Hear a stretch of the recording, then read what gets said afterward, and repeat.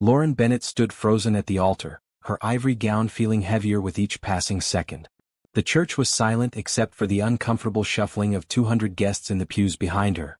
Her hands trembled as she clutched the bouquet of white roses, their thorns pressing into her palms through the silk wrapping. "He's not coming," the wedding planner whispered from beside the altar, her voice tight with professional embarrassment. "Lauren, Brett left a message. He said he can't do this." The words hit Lauren like cold water. She had stood here for 20 minutes, waiting, hoping, making excuses in her mind. The organist had played the processional 3 times.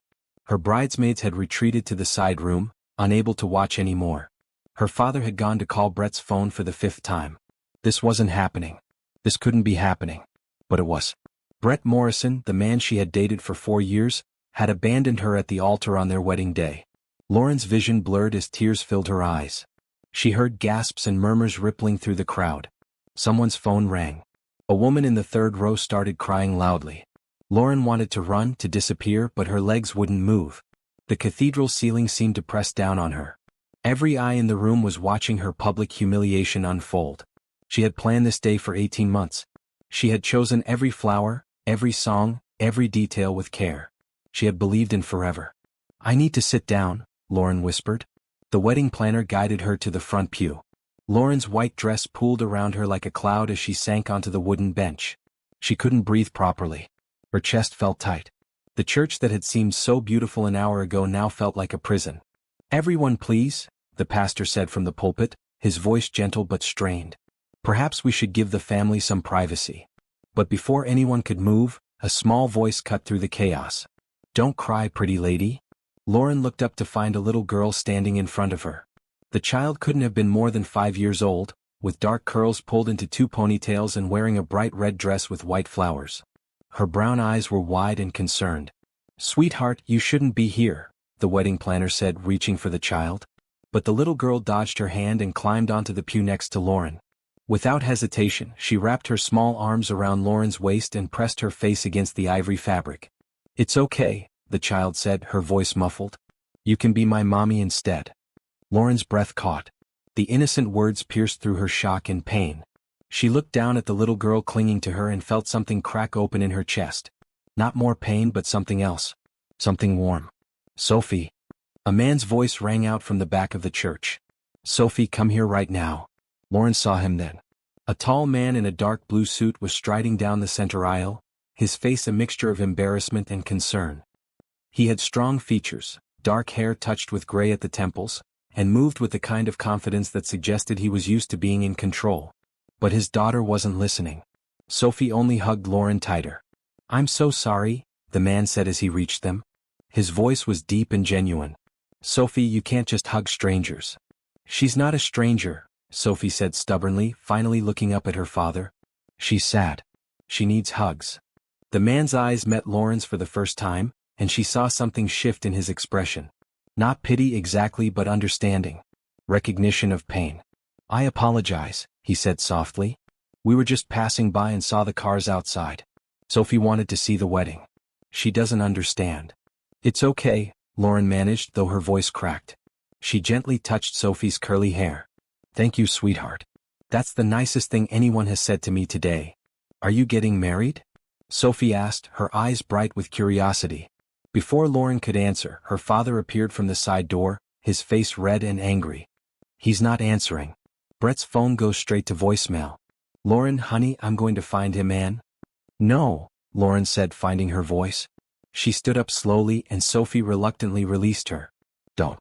If he doesn't want to be here, then I don't want him either." It was a lie. Her heart was shattered into 1,000 pieces. But she wouldn't beg.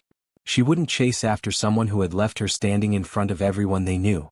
The man in the blue suit was watching her with an expression she couldn't quite read. His daughter tugged on his hand. "Daddy, can she come home with us? She shouldn't be alone." "Sophie, that's not appropriate," he said gently. But Lauren heard something in his voice. A softness that surprised her. She wiped her eyes, trying to compose herself even as her world fell apart. More guests were filing out now, their whispers filling the air like static. Lauren's bridesmaids emerged from the side room, their faces pale and uncertain. Her best friend Rachel rushed over and wrapped an arm around her shoulders. "Let's get you out of here," Rachel murmured. Lauren nodded numbly. But as she turned to leave, she felt a small hand slip into hers. Sophie had grabbed her fingers and was looking up at her with absolute certainty. "You're very pretty," Sophie said. "Prettier than a princess. That boy was silly to leave you." Despite everything, Lauren felt the corners of her mouth twitch. This child's simple kindness was the only genuine moment in a day that had become a nightmare. "Thank you," Lauren whispered, squeezing the small hand gently before letting go. She followed Rachel down the side aisle, away from the altar where she had stood waiting for a future that would never come. Her dress dragged on the floor, the train catching on the edge of a pew. Everything she had planned was ruined. Everything she had believed was a lie. The man in the blue suit watched her go, his daughter still clutching his hand. Lauren didn't know that this moment, this devastating humiliation, would somehow lead to the most unexpected blessing of her life. She didn't know that the little girl in the red dress would change everything. She didn't know that sometimes the worst day of your life was just the beginning of something better.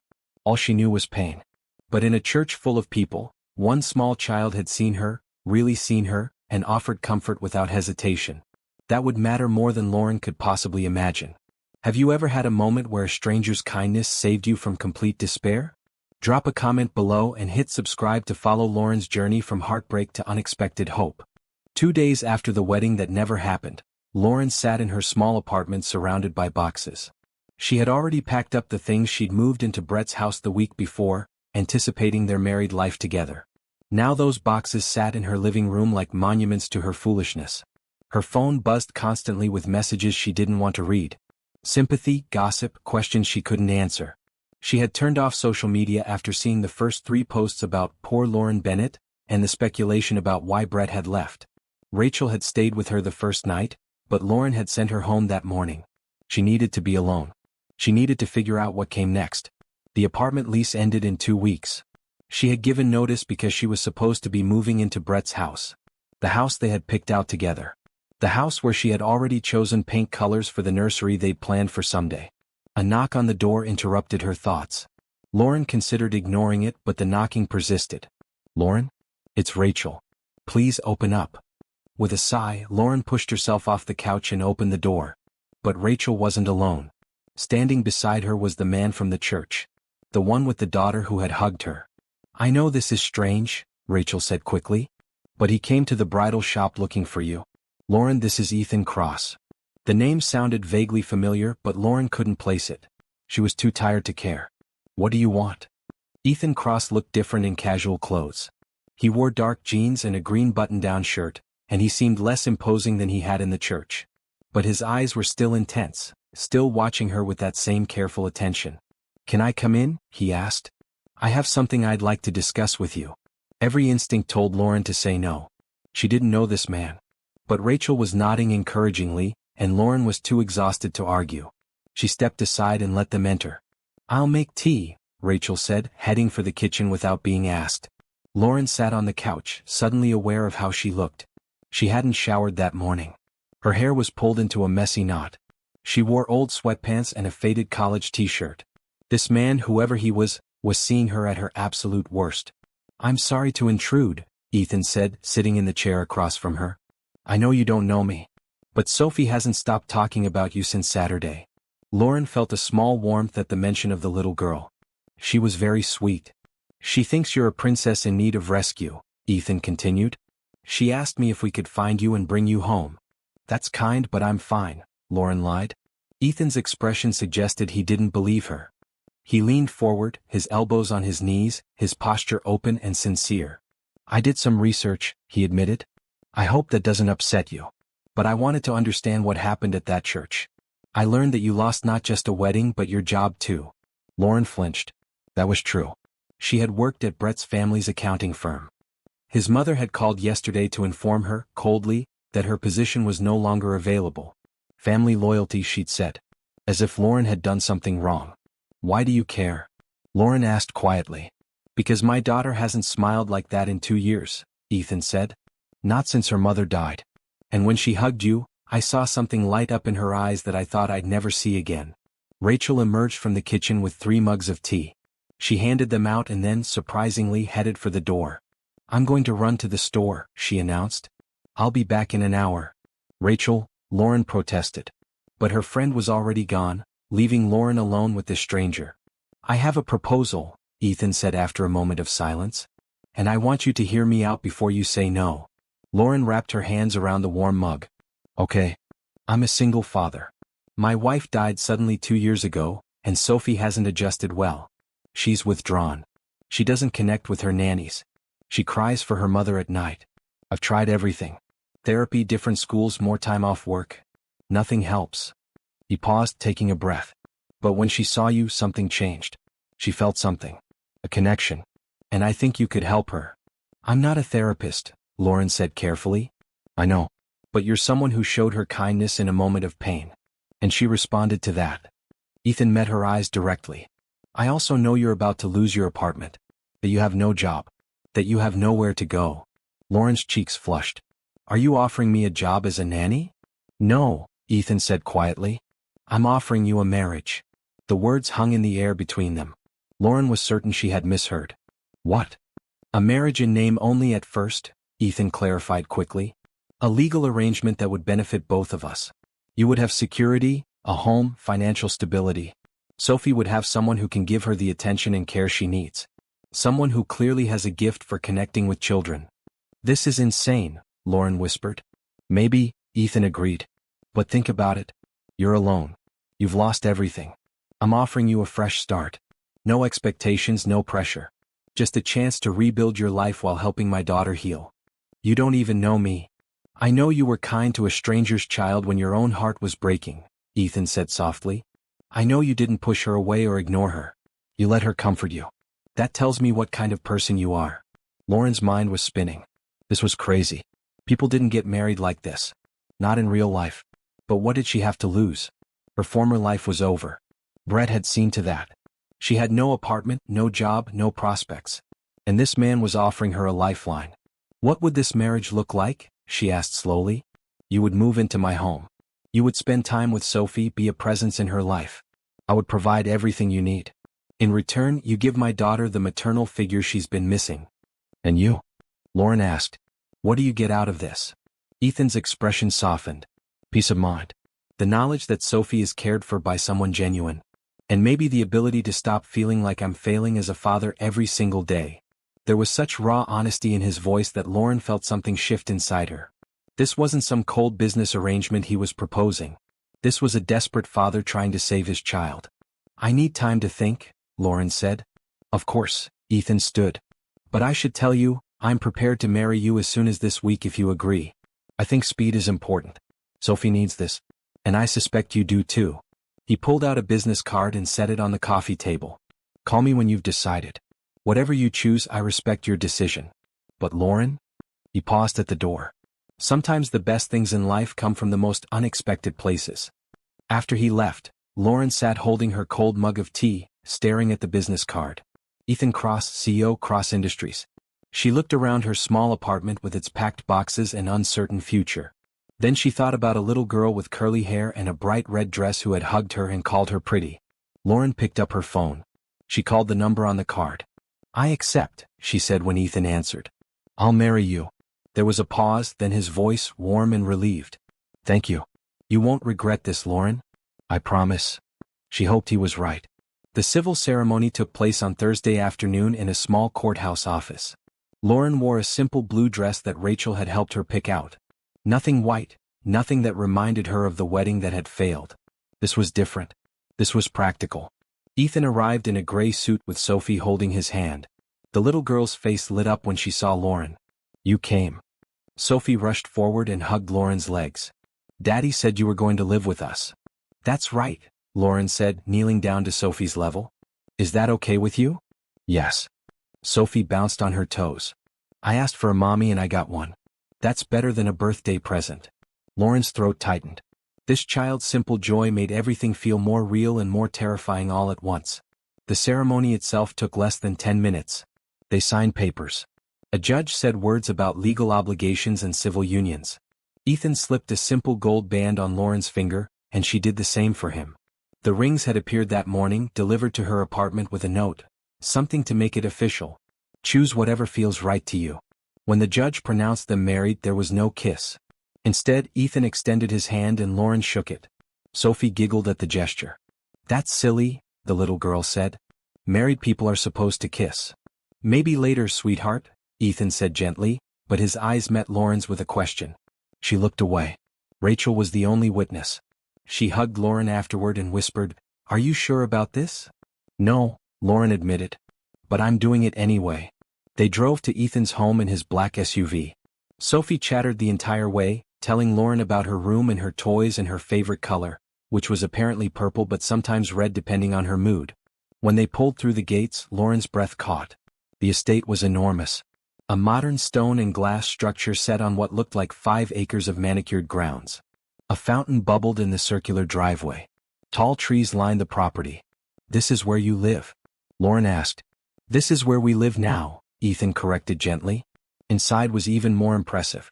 High ceilings, open spaces, contemporary furniture in soft grays and whites. Huge windows overlooked a pool and gardens. Everything was pristine and beautiful and utterly intimidating. A woman in her 60s appeared from a hallway. She wore a neat cardigan over a floral dress and had kind eyes that crinkled at the corners. "Mrs. Patricia Torres, this is Lauren," Ethan introduced them. "Lauren, Patricia manages the household. She's been with our family for 15 years. "Welcome," Patricia said warmly, shaking Lauren's hand. "Mr. Cross told me you'd be joining us. I've prepared the guest suite for you." "Guest suite?" Lauren repeated. "Your room," Ethan explained. "I thought you'd prefer your own space. For now." He said the last part carefully and Lauren understood. This marriage might be real on paper but they were still strangers. She felt relief wash over her. "Thank you," she said. Sophie grabbed Lauren's hand. "Can I show you my room first? Please?" "Of course." Sophie's room was a purple wonderland. Purple walls, purple bedspread, purple curtains with silver stars. Toys filled shelves and bins. A reading nook sat by the window with pillows and stuffed animals. It was clearly the room of a loved child. But despite all the brightness, Lauren noticed the photographs on the nightstand. A beautiful woman with Sophie's same eyes and smile appeared in each one. This was Sophie's mother. The woman who had died too young. "That's Mommy," Sophie said, following Lauren's gaze. "She went to heaven. Daddy says she watches over me." "I'm sure she does," Lauren said softly. "She was very beautiful." "She was nice too." Sophie climbed onto her bed and hugged a stuffed rabbit. "But she got sick really fast. One day she was making pancakes and the next day she was in the hospital. Then she didn't come home." Lauren's heart ached for this child who had lost so much. She sat on the edge of the bed. "That must have been very scary." "It was," Sophie admitted. "I cried a lot. Daddy cried too, but he tried to hide it. He thought I didn't see, but I did." The honesty in Sophie's voice was startling. This little girl had been through real grief, real trauma. And somehow she had decided that Lauren could help fill that void. "I want you to know something," Lauren said carefully. "I'm not trying to replace your mommy. Nobody could do that. But I would like to be your friend if that's okay." Sophie considered this seriously. Then she nodded. "Friends first. But maybe mommy later?" "Maybe," Lauren agreed, not wanting to make promises she couldn't keep. "Come on." Sophie jumped off the bed, her mood shifting instantly the way children's moods do. "I want to show you the whole house." The tour took an hour. Sophie showed Lauren every room, every closet, every favorite hiding spot. The house had 8 bedrooms, 6 bathrooms, a library, a home theater, a gym, and a massive kitchen that looked like something from a magazine. Lauren's guest suite was on the 2nd floor, 3 doors down from Sophie's room. It was larger than her entire former apartment. A king bed sat against one wall, dressed in soft ivory linens. French doors opened to a private balcony. The bathroom had a soaking tub and a shower with multiple heads. "Mr. Cross had your things brought over," Patricia said, appearing in the doorway. "I took the liberty of unpacking your clothes. I hope that's all right." "You didn't have to do that," Lauren protested. "It's my job, dear. And I'm happy to do it." Patricia smiled. "Dinner will be ready at 6. Mr. Cross tries to eat with Sophie every evening when he's in town." When Patricia left, Lauren sat on the edge of the bed and looked around. This was her life now. This beautiful house, this grieving child, this stranger she had married. A knock on the door interrupted her thoughts. Ethan stood in the hallway looking uncertain. "Is everything all right?" he asked. "Is the room comfortable?" "It's beautiful," Lauren said honestly. "Everything is beautiful." "Good." He shifted his weight. "I wanted to talk to you about expectations. I know this arrangement is unusual. That's an understatement. He smiled slightly. Fair enough. But I want you to feel comfortable here. This is your home now.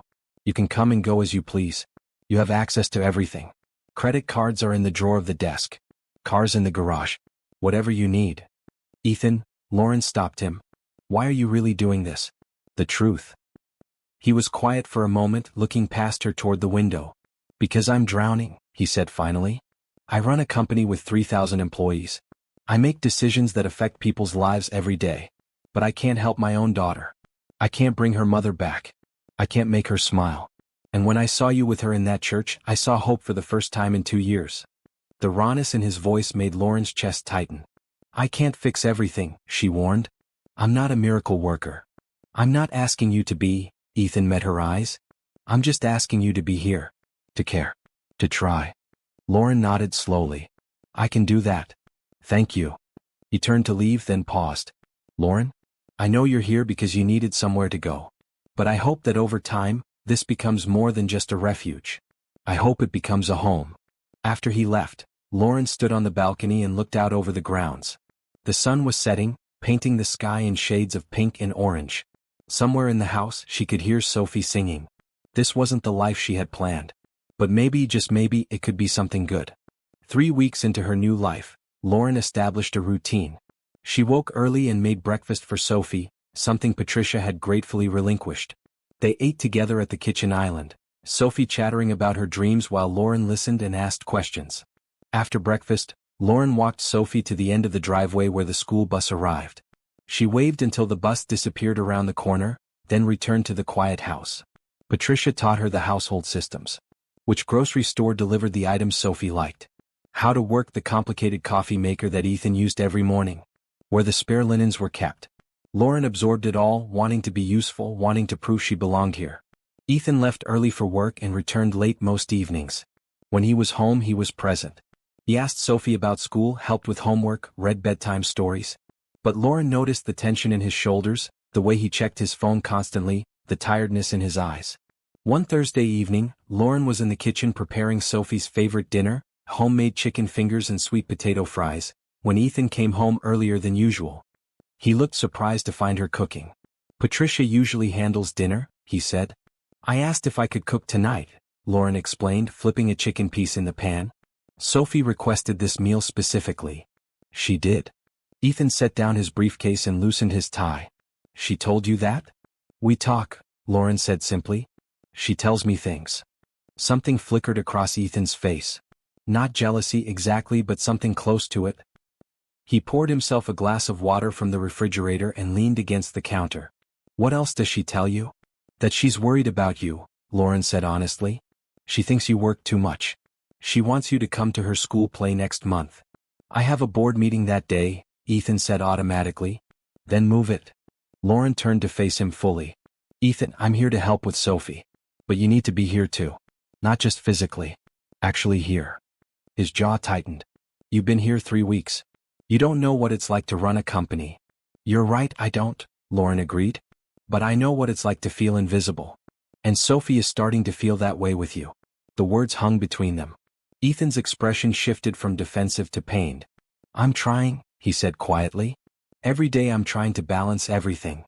I know you are, Lauren's voice softened. But maybe you don't have to do it alone anymore. That's why I'm here, remember? Before Ethan could respond, Sophie burst into the kitchen, her backpack bouncing against her shoulders. Daddy? You're home early. She launched herself at him and he caught her, lifting her into his arms. I am, he said, kissing the top of her head. I heard someone made a special request for chicken fingers. Lauren makes them the best, Sophie said loyally. She cuts them into fun shapes. Today they're hearts. Ethan met Lauren's eyes over Sophie's head. A silent thank you passed between them. During dinner, Sophie talked nonstop about her day. She had gotten a gold star on her spelling test. Her friend Brittany had shared cookies at lunch. Her art teacher said her painting of a rainbow was going to be displayed in the hallway. Lauren watched Ethan with his daughter. Watched how his whole face relaxed when Sophie laughed. How he asked follow-up questions and really listened to the answers. This was a man who loved his child deeply. He was just lost in how to balance everything. After Sophie went to bed, Lauren found Ethan in his study. The room was lined with bookshelves and dominated by a large desk covered in papers. He was reviewing something on his laptop, a frown creasing his forehead. "Can I come in?" Lauren asked from the doorway. "Of course." He looked up, closing the laptop. "Is Sophie asleep?" "Out like a light. She wants me to read her the next chapter of her book tomorrow." Lauren sat in one of the leather chairs across from his desk. "I wanted to apologize if I overstepped earlier. About the board meeting." "You didn't," Ethan said. "You were right. I've been using work as an escape. If I'm busy enough, I don't have to think about how much Sophie has lost. How much I've failed her." "You haven't failed her," Lauren said firmly. "She adores you. But she needs more time with you. Real time, not just the hour before bed." "I don't know how to do this without Caroline," Ethan admitted. His wife's name felt heavy in the room. She was the heart of this family. She knew how to make everything feel okay.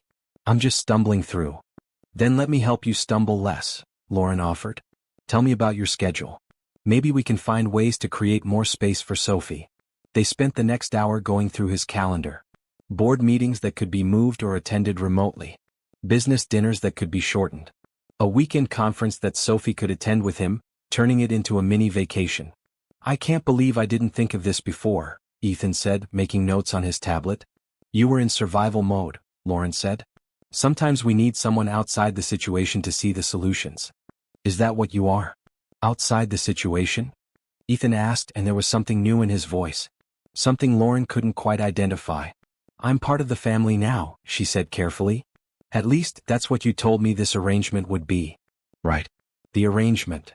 Ethan set down his tablet. "Lauren, can I ask you something personal?" "Okay. Do you ever think about him? The man who left you?" Lauren was surprised by the question. She considered it honestly.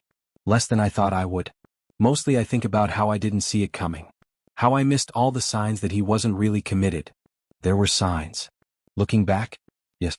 "He never wanted to talk about the future past the wedding. He got tense when I mentioned children. He worked late more and more often in the months before." Lauren shook her head. "I told myself I was imagining things. That he was just stressed about work. But I think he was pulling away long before that Saturday." "His loss," Ethan said simply. "Maybe," Lauren allowed. "But sitting here now, talking to you about your daughter and your schedule, I realized something. I was trying so hard to fit into Brett's life. To be what he needed. I never asked if he was willing to fit into mine." "And what do you need?" Ethan asked. Lauren thought about it. "Purpose. Connection. To feel like what I do matters." "You matter to Sophie," Ethan said. "These 3 weeks she's been happier than I've seen her in 2 years. She talks about you constantly." Lauren did this. Lauren said that. Lauren made funny pancakes. "Bunny pancakes," Lauren corrected with a small smile. "And that was only once. Still, you're making a difference here." They sat in comfortable silence for a moment. Then Lauren stood to leave. "Ethan? About the school play. Will you go?" He nodded. "I'll move the meeting. You're coming too, right?" "If you want me to." "I do," he said. "Sophie would want both of us there. Her family." The word family settled around them like a blanket. Strange and new but not unwelcome.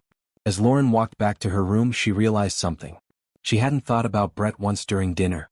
Hadn't felt the ache of rejection that had consumed her those first days. Instead, she had been focused on this new life, these new people who were slowly becoming important to her. Maybe that was how healing happened. Not all at once, but in small moments. A child's laughter. An honest conversation. The gradual building of something real from unexpected circumstances. Lauren fell asleep that night feeling, for the first time since the failed wedding, like she might actually be okay. The following Saturday, Ethan surprised everyone by announcing he was taking the day off. No phone calls, no emails, no work. Just family time. Sophie was ecstatic. "Can we go to the zoo? Please, please, please?" Lauren glanced at Ethan, unsure. They hadn't spent extended time together outside the house yet. Their interactions had been mostly passing moments, brief conversations, the comfortable routine of shared meals. "That sounds perfect," Ethan said, catching Lauren's uncertain look.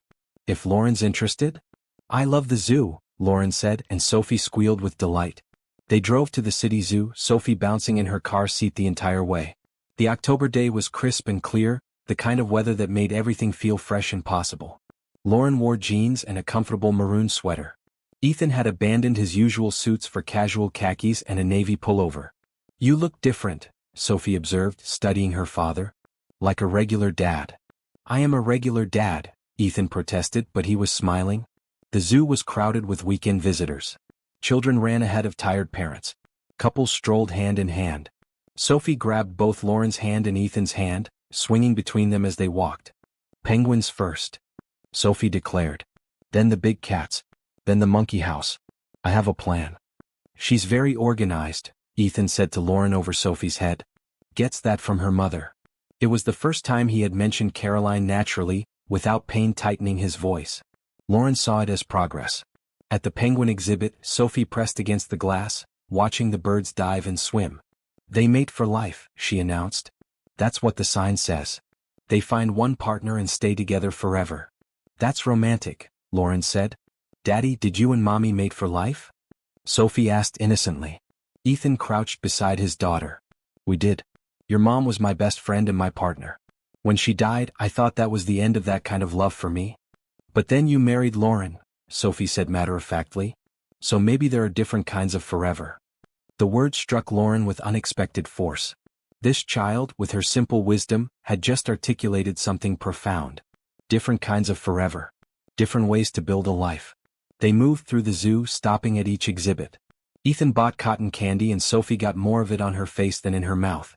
At the petting zoo, Lauren helped Sophie feed goats, laughing when one tried to eat Sophie's shoelace. Watch out, Ethan called, pulling out his phone to take a picture. That goat has very expensive taste in shoelaces. Lauren caught him taking more photos throughout the day. Sophie by the elephant statue. Sophie and Lauren at the bird sanctuary. All three of them reflected in the aquarium glass, Sophie in the middle pointing at a turtle. During lunch at the zoo cafe, Sophie fell asleep at the table, her head resting on her folded arms. The excitement had worn her out. She never naps anymore, Ethan said softly, brushing a curl from her face. She must really be exhausted. Happy exhaustion, Lauren observed. There's a difference. They sat in companionable silence, watching Sophie sleep. Around them, the cafe buzzed with activity, but they existed in their own quiet bubble. Can I ask you something? Ethan said eventually. And you can tell me if it's too personal. Okay. Do you regret it? Marrying me instead of waiting to see what else life might bring. Lauren considered the question carefully. A month ago I would have said I was just surviving. Taking the only option available. But now, no. I don't regret it. No. Sophie needed someone who could be fully present. And I needed a purpose, a place to heal. We're helping each other.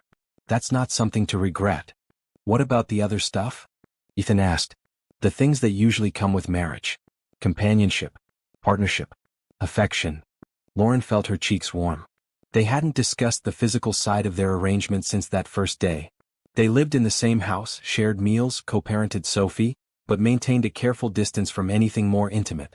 I'm okay with how things are, she said. This feels right. For now. The for now hung between them, full of possibility and uncertainty. Sophie stirred, blinking sleepily. Did I fall asleep? Just for a little bit, Ethan said. Ready to see the rest of the animals? They spent 2 more hours at the zoo. By the time they returned home, all three of them were tired in the best way. Sophie went straight to her room to play with the stuffed penguin Ethan had bought her at the gift shop. Lauren started toward her own room, but Ethan stopped her. Thank you, he said. For today. For making it easy. You made it easy too, Lauren replied. You were really present. Sophie noticed. I've been thinking about what you said. About being here, really here. You're right. Work will always be there. But Sophie is only young once. I can't get these years back. That's a good realization.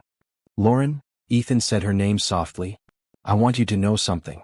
This arrangement might have started as a practical solution, but you've become important to us. To me. Not just as someone who helps with Sophie. As a person. Lauren's heart skipped. Ethan. I'm not asking for anything, he said quickly. I just wanted you to know. You're not just the woman I married on paper. You're becoming my friend. And I value that. Friend. The word should have felt safe, comfortable. But Lauren realized, standing in the foyer of this beautiful house with this kind man, that friendship might not be enough forever. She wasn't ready to examine that feeling too closely. Not yet. I value it too, she said simply. That night, Lauren lay in bed replaying the day. Sophie's laughter. Ethan's smile. The feeling of belonging to something, even if that something was unconventional. Her phone buzzed with a text. She almost ignored it, but curiosity won. It was from Brett. I made a mistake. Can we talk? Lauren stared at the message for a long moment. A month ago these words would have meant everything. They would have validated her pain, offered a chance at the future she thought she wanted. Now they just felt empty. She deleted the message without responding. Whatever she and Brett had was over. Her life was here now, with a little girl who called her pretty and a man who was learning to be present. With a home that felt more real every day. Lauren turned off her phone and went to sleep, dreaming not of the past but of the future unfolding before her. November arrived with cooler temperatures and the first hints of holiday decorations appearing in stores.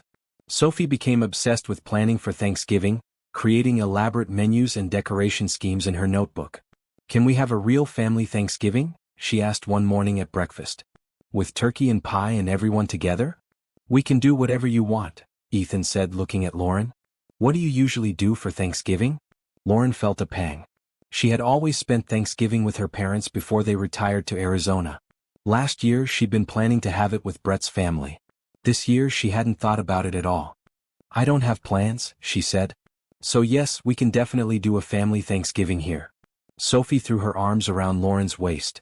This is going to be the best Thanksgiving ever. The enthusiasm was infectious. Over the next 2 weeks the house transformed. Sophie and Lauren made paper turkeys and hung them around the kitchen. They created a gratitude tree in the living room, where each of them added leaves with things they were thankful for.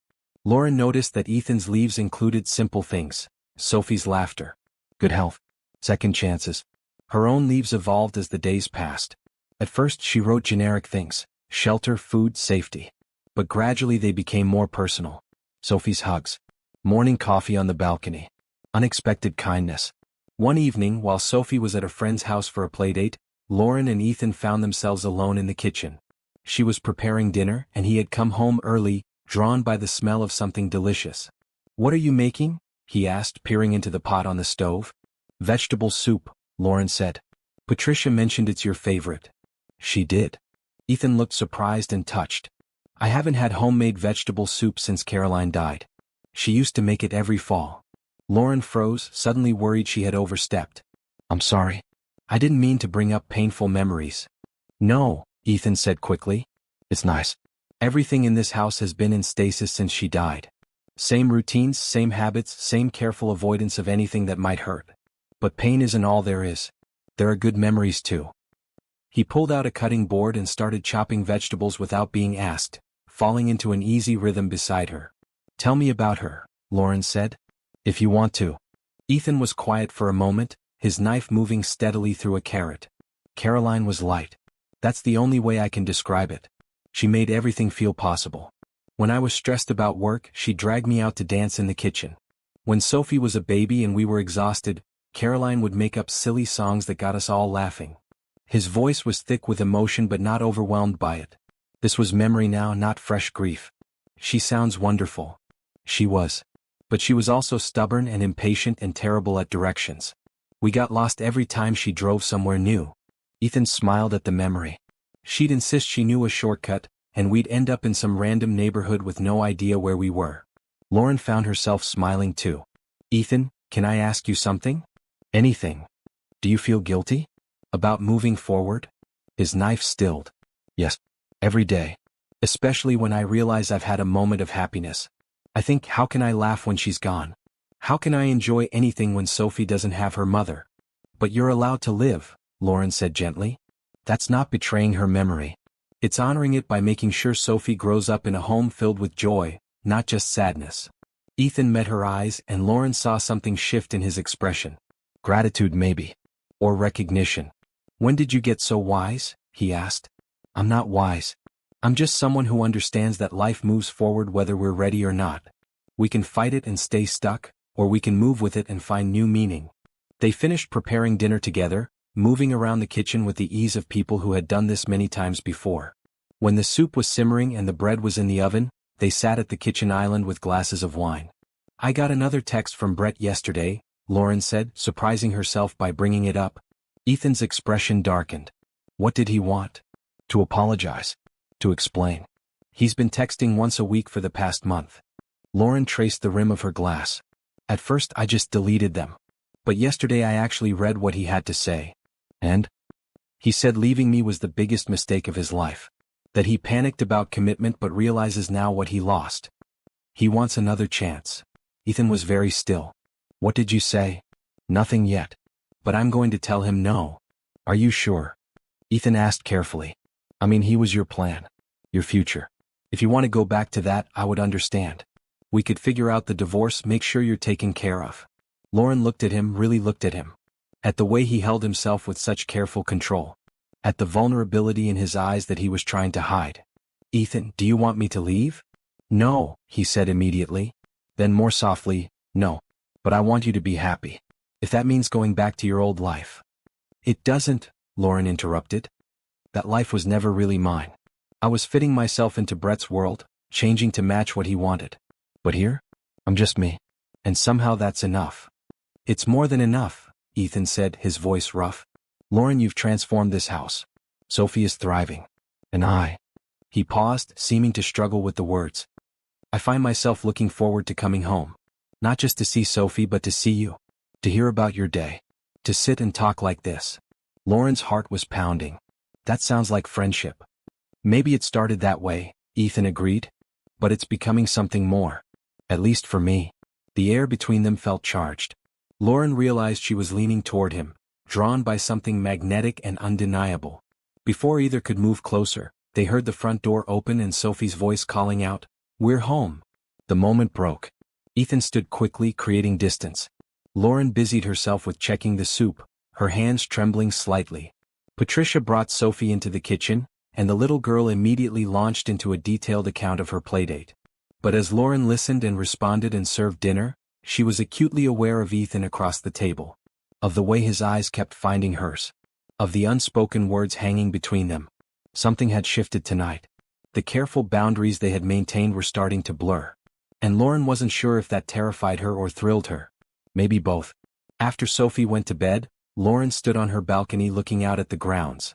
The air was cold and she wrapped a blanket around her shoulders. A soft knock made her turn.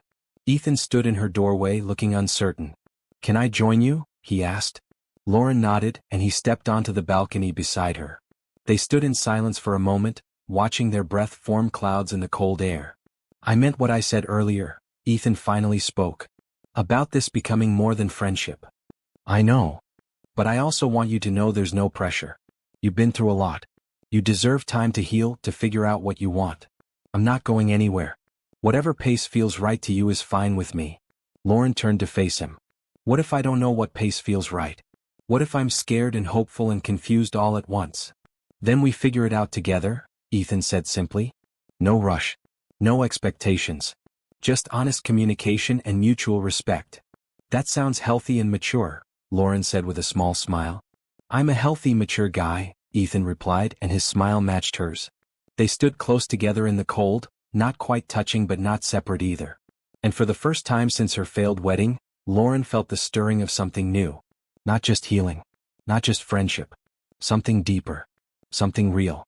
Something worth nurturing carefully as it grew. Thanksgiving morning arrived bright and cold. The house smelled like cinnamon and roasted turkey.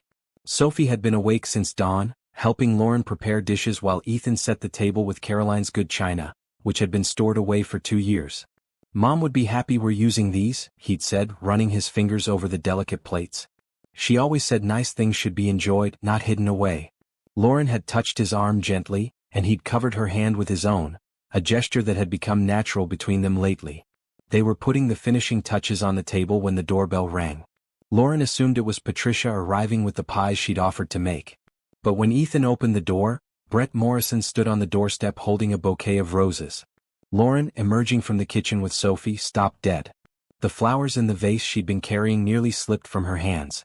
"Brett," she said, her voice flat. "What are you doing here?" Brett looked different. Thinner, tired around the eyes. He wore an expensive coat and held himself with the confidence of someone who expected to be welcomed. "Lauren, please. Just give me 5 minutes. That's all I'm asking." Ethan moved subtly, positioning himself between Brett and the interior of the house. "I think you should leave." "Who are you?" Brett asked, then his eyes caught the wedding ring on Ethan's hand, the matching one on Lauren's. Understanding dawned on his face. "You got married? To him?" "Yes," Lauren said, finding her voice. She set down the vase and moved to stand beside Ethan. This is Ethan Cross. My husband. Lauren, you can't be serious, Brett laughed, but it sounded forced. Come on. This is crazy. You married some random guy 2 months after our wedding? Our wedding that never happened because you abandoned me at the altar, Lauren said sharply. Sophie tugged on Lauren's hand. Who is that man? Why is he being mean? Go to your room, sweetie, Ethan said gently. We'll call you down when dinner's ready. Sophie looked between the adults uncertainly but obeyed. Once she was gone, Ethan's expression hardened. You need to leave. Now. I'm not talking to you, Brett said. Lauren, please. I made a terrible mistake. I've been trying to reach you for weeks. I miss you. I love you. Those words, which once would have meant everything, now fell flat. Lauren studied the man she'd once planned to marry and felt nothing but mild disinterest. You don't love me, Brett. You love the idea of me. The version I became to fit into your life. That's not true. It is, Lauren said firmly. I spent 4 years making myself smaller to match your expectations. I changed my job, my friends, my habits. All for someone who couldn't even show up to marry me. I panicked, Brett said desperately. Cold feet. It happens. But I've realized what I lost. Please, Lauren. We can start over. I'll make it right. I don't want you to make it right, Lauren said. I've moved on. I have a life here. A family. People who value me for who I am, not who they want me to be. A family? Brett's voice dripped with skepticism. You've known this guy for 2 months. That's not a family, Lauren. That's desperation. Ethan took a step forward, his presence commanding. You should watch what you say about my wife. There was steel in his voice and Brett faltered. But he rallied, turning back to Lauren. Just answer one question honestly. Do you love him? The question hung in the air. Lauren felt Ethan tense beside her. They had never said those words to each other, had never defined what was growing between them. But standing here, facing the man who had broken her heart, Lauren realized she knew the answer. Yes, she said clearly. I do. She felt Ethan's sharp intake of breath beside her. But she kept her eyes on Brett. What we have is real. It might have started unusually, but it's grown into something I value more than the fantasy I had with you. So please leave us alone. Stop texting.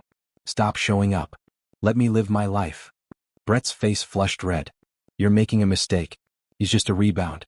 When you come to your senses, don't expect me to be waiting. I won't, Lauren said simply. After a long moment, Brett turned and walked back to his car. They watched him drive away, the roses still clutched in his hand. When the car disappeared, Lauren felt Ethan's hand on her shoulder. Did you mean it? He asked quietly. What you said about loving me? Lauren turned to face him. I think I did. I know we haven't talked about feelings or where this is going. But Brett was right about one thing. This stopped being just an arrangement for me weeks ago. Ethan's expression was unreadable. Lauren, I need to tell you something.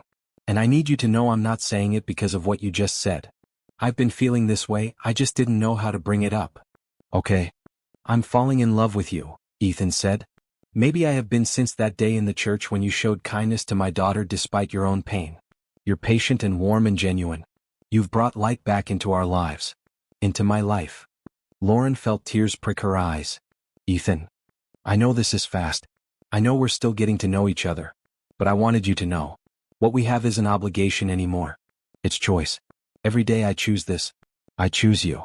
Lauren reached up and touched his face gently. I choose this too. I choose you.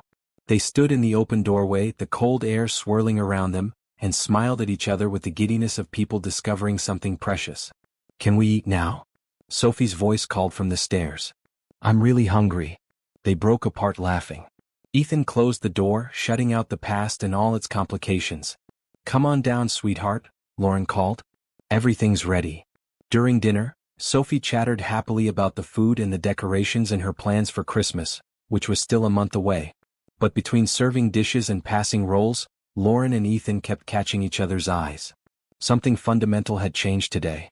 They had gone from an arrangement built on mutual need to a relationship built on genuine feeling. After dinner, while Sophie played with her new art set in the living room, Lauren and Ethan cleaned up together. The kitchen was warm and steamy from the dishwashing, their hands occasionally brushing as they worked. So, Ethan said casually, I love you. Lauren laughed. So I love you too. This is good timing, he continued, drying a plate. I was planning to court you properly first. Take you on dates. Romance you gradually. We're already married, Lauren pointed out. I think we did things backward. True. But maybe we can still have the dating part. The getting to know each other better part. I'd like that. Ethan set down the dish towel and pulled Lauren into his arms. She went willingly, resting her head against his chest. His heart beat steady beneath her ear. Thank you, he murmured into her hair. For choosing us. For staying. For being brave enough to let this become real. Thank you for asking me in the first place, Lauren replied. For seeing me when I felt invisible. For giving me a reason to heal. They stood holding each other in the warm kitchen, while in the next room Sophie sang to herself, and outside the November wind blew cold. But inside this house, everything was warm and right and full of possibility. The past had come knocking today and they had closed the door on it together. Now they could focus on building the future. December arrived with the first snowfall. Sophie pressed her nose against the window, watching the flakes drift down like magic. Can we build a snowman? She asked for the third time that morning. After breakfast, Lauren promised, flipping pancakes. And after you finish your homework. But it's Saturday, Sophie protested. Which is why you only have 2 pages of math instead of 5, Ethan said from behind his newspaper. That's the deal, remember? Sophie sighed dramatically but accepted her fate. The morning routine had become comfortable. Ethan no longer left before dawn on weekends. Lauren no longer felt like a guest in the house. They moved around each other with the practiced ease of a real family. After breakfast and homework they bundled up in coats and scarves. The backyard was transformed into a white wonderland. Sophie immediately started rolling snow into balls while Lauren and Ethan worked on the base of the snowman. Bigger, Sophie instructed. He needs to be really big. They spent 2 hours building what Sophie declared was the best snowman in the world. They gave him a carrot nose, button eyes, and one of Ethan's old scarves. Sophie insisted on making a snow family, so they built a smaller snowman beside the first. That's the mommy, Sophie said. And now we need a baby. Lauren and Ethan exchanged glances. Sophie's casual assumption of family roles wasn't accidental. She had started referring to Lauren as Mom, occasionally, always watching to see if it was okay. A baby snowman it is, Lauren said, helping Sophie roll a small snowball. They were putting the finishing touches on the snow family when Sophie suddenly said, Are you going to have a real baby? Lauren nearly dropped the stick she was holding. Ethan coughed. What? He managed. A baby, Sophie repeated patiently. Like a brother or sister for me. That's what families do, right? Sometimes, Lauren said carefully. But not all families are the same. Some have lots of kids, some have one, some have none. But do you want one? Sophie pressed, looking between them with innocent curiosity. Sophie, that's a very personal question, Ethan said gently. But I want to know, Sophie said. Because if you're going to have a baby, I need time to prepare. I'll need to teach them stuff. Despite the awkwardness, Lauren found herself smiling. Sophie's practical approach to everything was endearing. If we ever decide to have a baby, you'll be the first to know, Lauren promised. So you'll have plenty of time to prepare. Satisfied, Sophie returned to decorating the snow family with pine cones and leaves. Later, after Sophie was inside warming up with hot chocolate, Lauren and Ethan stood together on the back porch. Sorry about that, Ethan said. She's at that age where she notices everything and asks everything. It's okay, Lauren said. It's actually a fair question. We haven't really talked about the future. About what we want this to become long-term. What do you want? Ethan asked. Lauren thought carefully before answering.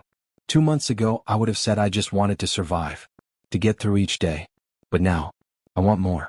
I want a real marriage. A real partnership. The whole thing. Including kids? Maybe, Lauren said honestly. Someday. When we're ready. If we're ready. But there's no rush. I'm happy with what we have now. Ethan pulled her close, wrapping his arms around her from behind. They stood watching Sophie through the window as she danced around the kitchen with Patricia, showing off her snow-covered mittens. I want that too, Ethan said into Lauren's ear. The real thing. Not the arrangement we started with, but the marriage we're building. With all the normal things. Fights about whose turn it is to do dishes. Disagreements about vacation plans. Maybe kids someday. All of it. Fights about dishes? Lauren teased. How romantic. I'm serious, Ethan turned her to face him. I want the boring stuff and the exciting stuff and everything in between. I want to build a life with you, Lauren. For real. We're already married, Lauren pointed out. Legally, we've been married for 3 months. True. But that was a business arrangement. I'm talking about a real commitment. A vow renewal maybe. Something where we choose each other in front of everyone, not just on paper in an empty courthouse. Lauren's heart swelled. You want to marry me again? I want us to marry each other for the right reasons this time, Ethan corrected. Not because you needed a place to go and I needed help with Sophie. But because we love each other and want to spend our lives together. When? Whenever you want, Ethan said. Next month. Next year. I just want you to know that's where my heart is. You're not temporary. You're not a solution to a problem. You're the person I want beside me for everything that comes next. Lauren kissed him then, standing on the cold porch with snow melting on their coats. It was their first real kiss, sweet and gentle and full of promise. When they pulled apart, Sophie was at the window making exaggerated kissy faces at them. They laughed and Ethan waved her away playfully. I love you, Lauren said. I love you too. They went inside to the warmth, to Sophie's chatter and Patricia's knowing smile and the smell of cinnamon from the cookies baking in the oven. This was home now. Not just the house but the people in it. The life they were creating together, one ordinary, extraordinary day at a time. That evening, after Sophie was asleep, Lauren and Ethan sat in the library going through photo albums. Caroline smiled at them from pictures years old, frozen in moments of joy. She would like you, Ethan said, touching one photo of Caroline laughing at something off camera. She always said I needed someone who could call me on my nonsense. Someone who wouldn't let me hide in work when things got hard. She sounds like she was a wise woman. She was. And I think she'd be happy that Sophie has you. That we found a way forward without forgetting her. Lauren studied the photos. Do you think Sophie remembers her well? Some. She has memories but they're getting hazier. She was only 3 when Caroline died. That's why photos are important. Stories are important. I want Sophie to know her mother, even as she grows to love you. I hope she does, Lauren said. Love me, I mean. Not just accept me or get used to me. Really love me. She already does, Ethan assured her. She calls you mom when she thinks we're not listening. She tells her friends at school about you. You're not replacing Caroline in her mind. You're creating your own space in her heart. They sat in comfortable silence, looking through memories of a life that had been and thinking about the life that was becoming. Later, when Lauren was getting ready for bed, she found a text from an unknown number. Her finger hovered over delete, but curiosity won. It was from Brett's mother. You've made a fool of yourself marrying that man so fast. Everyone is talking. You'll come running back when reality sets in. Lauren blocked the number without responding. Their opinions didn't matter anymore. She had chosen her path forward and it led here. To this house, this family, this love that had grown from unexpected soil. She climbed into bed and opened her journal, something she'd started keeping again after moving in. Today Sophie asked if we're going to have a baby, she wrote. And I realized that someday I want that. I want to build a family with Ethan. To give Sophie siblings. To create a life full of love and laughter and ordinary magic. I never thought I'd be here 3 months ago. Standing on that altar, humiliated and broken, I couldn't see past the pain. But now I understand that sometimes the end of one story is just the beginning of a better one. She closed the journal and turned off the light, falling asleep with a smile on her face and hope in her heart. Christmas decorations filled every corner of the house. Sophie had insisted on 3 trees. One in the living room, one in her bedroom, and one in the foyer. The place sparkled with lights and tinsel and the kind of festive chaos that came with a 6-year-old in charge of decorating. Lauren stood on a ladder hanging ornaments on the living room tree while Ethan handed them up to her. Sophie directed from the couch, wrapped in a blanket because she'd caught a cold. The angel needs to be higher, Sophie instructed, her voice stuffed up. And more to the left. Your daughter is very particular, Lauren said to Ethan, adjusting the angel for the 3rd time. Gets that from you? Ethan teased. I've only been here 3 months. You can't blame me for that. Watch me. They bantered back and forth while Sophie giggled from her blanket nest. The scene felt so normal, so right, that Lauren had to remind herself this wasn't how they'd started. Later, after Sophie dozed off on the couch, Lauren and Ethan sat beside the tree with mugs of coffee. The lights twinkled in the early evening darkness. I've been thinking about the vow renewal, Ethan said. And I want to talk to you about timing. Okay. What about Valentine's Day? It's a few months away, which gives us time to plan properly. But not so far that we're waiting forever. Lauren considered it. That's about 5 months from our first wedding. People might think it's strange. Let them think whatever they want, Ethan said. This isn't about them. It's about us making a public commitment based on love, not convenience. Valentine's Day, Lauren said, testing the words. A real wedding with flowers and guests and vows we write ourselves.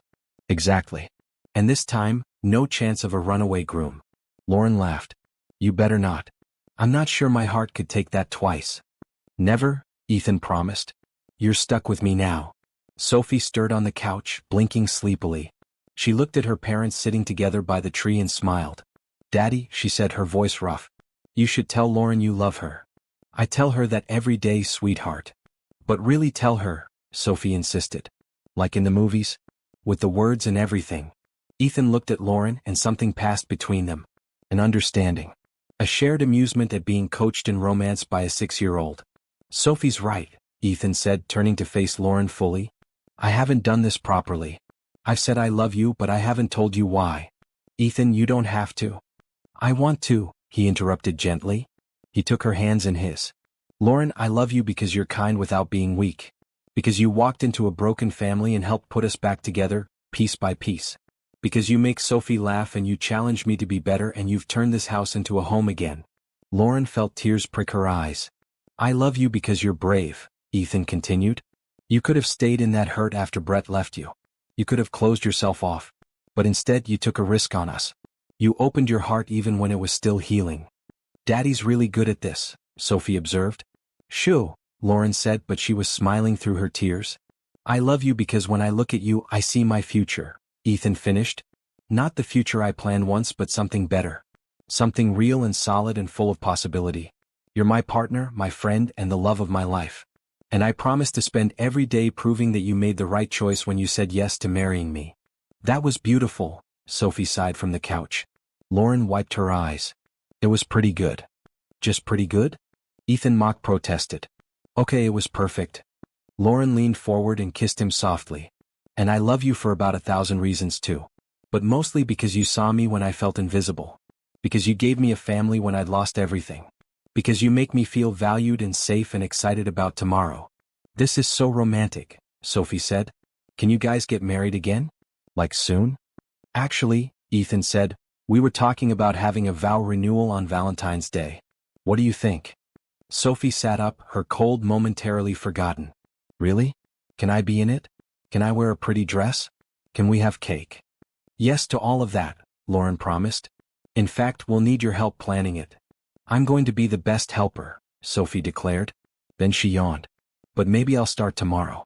I'm really tired. Ethan scooped her up, blanket and all. Let's get you to bed, kiddo. Lauren followed them upstairs, watching Ethan tuck Sophie in with practiced tenderness. He kissed her forehead and smoothed her curls. Love you, Daddy, Sophie murmured. Love you too, baby. Then Sophie looked at Lauren. Love you, Mom. It was the first time she'd said it directly, not just as an aside or a slip. The word hung in the air, precious and intentional. Lauren's voice caught. I love you too, sweetheart. After Sophie's door was closed, Lauren stood in the hallway struggling to compose herself. Ethan wrapped his arms around her from behind. You okay? More than okay, Lauren managed. She called me Mom.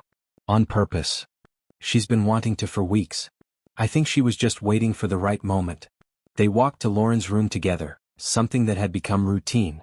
They would talk for hours some nights, sitting on her balcony or curled up on the couch in her sitting area. When did this become real for you?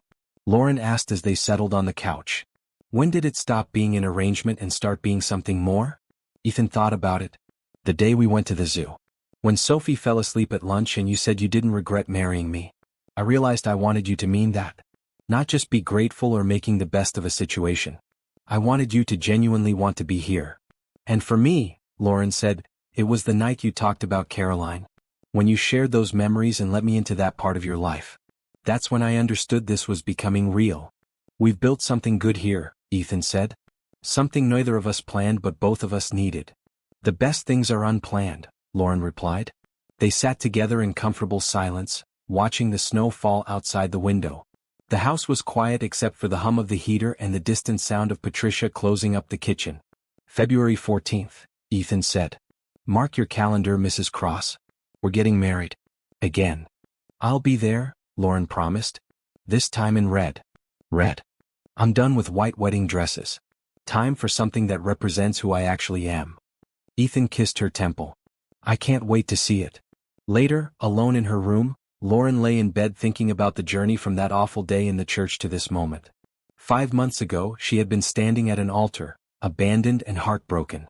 Now she was planning another wedding, but this time with a man who loved her, a daughter who called her mom, and a future that felt bright with possibility.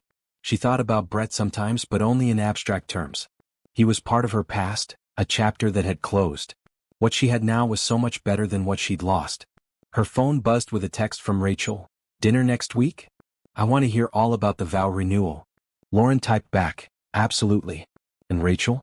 Thank you for bringing Ethan to my apartment that day. For pushing me to take a chance. The response was immediate. Best decision you ever made. You're glowing, Lauren. Actually glowing. Whatever you're doing, keep doing it. Lauren smiled and set down her phone. She was glowing because she was happy. Genuinely, deeply, surprisingly happy. The life she had now wasn't the one she'd planned. But it was better than anything she could have imagined. And in February she would stand up in front of everyone and choose it. Choose this family, this love, this unexpected blessing that had grown from the ashes of her worst day. She couldn't wait. Valentine's Day dawned clear and cold. Lauren woke early, her heart racing with excited nerves. Today wasn't just any wedding. It was a celebration of everything they'd built together over the past 5 months. Sophie bounded into her room at 7 a.m., already wearing her flower girl dress. It was deep purple with sparkles and she twirled to show it off. Look, I'm so fancy. You're beautiful, Lauren said, pulling her daughter into a hug. The possessive her daughter came naturally now. Sophie was hers in every way that mattered. Are you nervous? Sophie asked, climbing onto the bed. A little. Good nervous though. Daddy's really nervous, Sophie confided. He burned his toast this morning.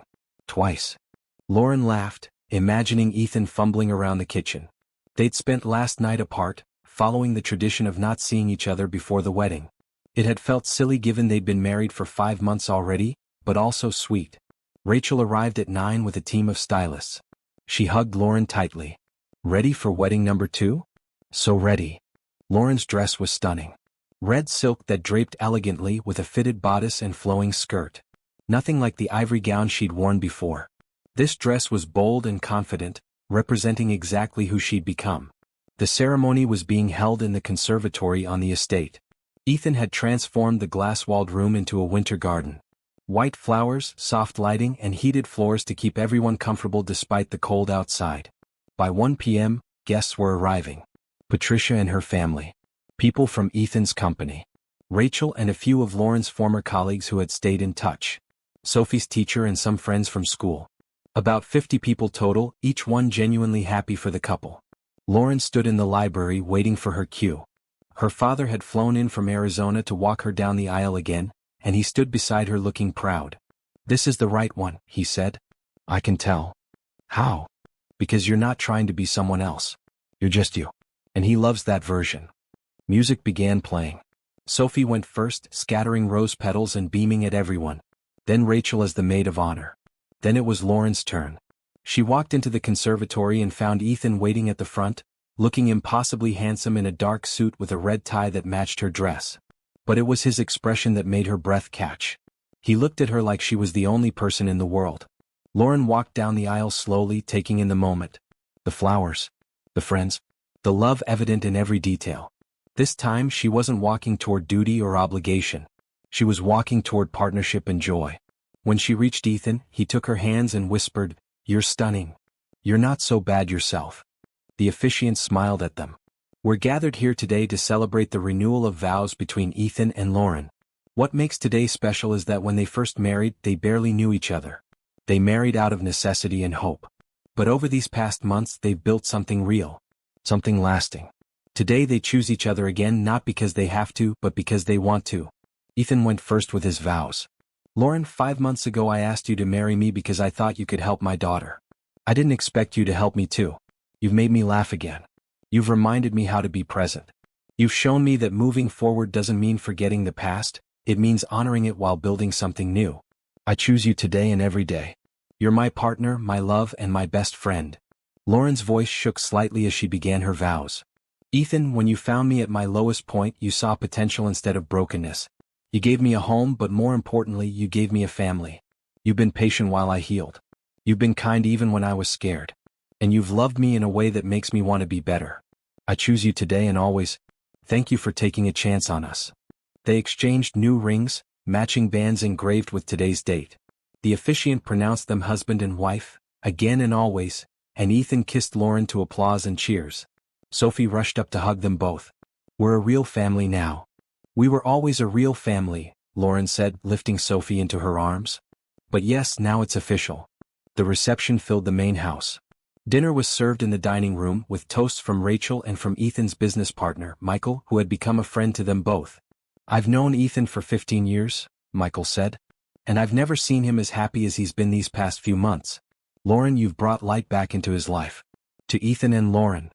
Sophie insisted on making a toast too. Standing on her chair, she raised her juice cup. "I'm happy because I have the best mommy and daddy. And also because we're having cake soon." Everyone laughed, and Ethan lifted his daughter down with a kiss to her head. During their first dance, Lauren and Ethan swayed to a slow song while guests watched. "Mrs. Cross," Ethan murmured. "For the second time. It feels different this time. Because it is different. This time it's real." "It was always real," Lauren corrected. "We just didn't know it yet."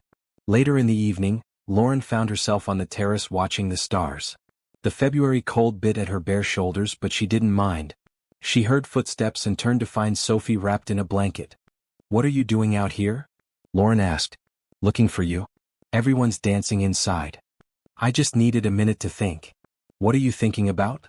Lauren pulled Sophie into her lap, wrapping the blanket around both of them. "I'm thinking about how different my life is now compared to 5 months ago." "Is it better?" "So much better. 5 months ago I thought my life was over. I thought I'd never be happy again. But then I met you and your daddy and everything changed." "I'm glad you married us," Sophie said matter-of-factly. "You're the best mom." Lauren's eyes filled with tears. "And you're the best daughter. Thank you for hugging me that day in the church. You looked sad. I wanted to help." "You did help. More than you know." They sat together in the cold, looking at the stars. Inside, music played and people celebrated. But out here it was just Lauren and Sophie, mother and daughter, belonging to each other completely. When they returned inside, Ethan was waiting. He'd been looking for them, worry on his face until he saw them together. "There you are. Just having a moment," Lauren explained. He pulled them both into his arms, and they stood in a family embrace while the party continued around them. At the end of the night, after guests had left and Sophie was asleep upstairs, Lauren and Ethan stood in the conservatory where they'd exchanged vows hours earlier. "Best day of my life," Ethan said. "The first wedding or the second?" "This one. Definitely this one." He kissed her softly. "The first was the beginning. This was the confirmation. The choice to keep choosing each other. Always," Lauren promised. They walked upstairs together, passing Sophie's room where they peeked in to check on her. She was sprawled across her bed, still in her flower girl dress, one hand clutching her stuffed rabbit. "We should probably change her into pajamas," Lauren whispered. "Let her sleep," Ethan decided. She was so happy today. Let her dream in her fancy dress. In their room, because it was officially their room now, Lauren had moved in completely. They prepared for bed in comfortable silence. This was their life now. Not the arrangement they'd started with, but the marriage they'd built. "I have something for you," Ethan said, pulling out a small wrapped box. A wedding gift. Inside was a locket. When Lauren opened it, she found 3 pictures. One of Ethan, one of Sophie, and one of herself. "For your family," Ethan explained. "The people who love you. The people who will always love you." Lauren fastened it around her neck, the locket warm against her skin. "Thank you. For everything. For seeing me when I felt invisible. For giving me a home. For loving me." "Loving you is easy," Ethan said. "You made it easy by being exactly who you are." They fell asleep wrapped around each other, the locket between them, a symbol of the family they'd become. Outside, snow began to fall again, blanketing the estate in white. Inside, the house was warm and filled with love. Lauren had walked into a church 5 months ago expecting one kind of forever and had it ripped away. But she'd found a different forever. A better one. A real one. She'd found a daughter who called her mom. A man who loved her genuinely. A home that felt like safety and joy combined. Sometimes the worst moments lead to the best things. Sometimes heartbreak opens doors to happiness we never knew existed. Sometimes a little girl in a red dress sees exactly what you need and brings it into your life. And sometimes, if you're very lucky, you get a second chance at forever. Lauren had taken that chance. And she'd found everything.